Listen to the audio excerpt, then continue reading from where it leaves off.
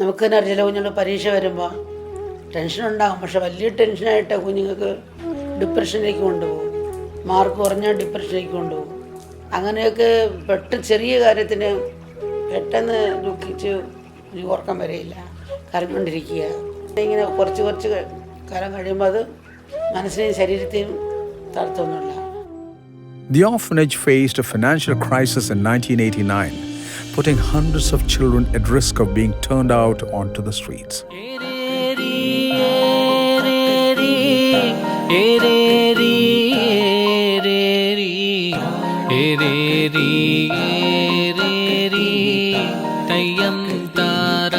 Before Amma took over the orphanage, life was really tough.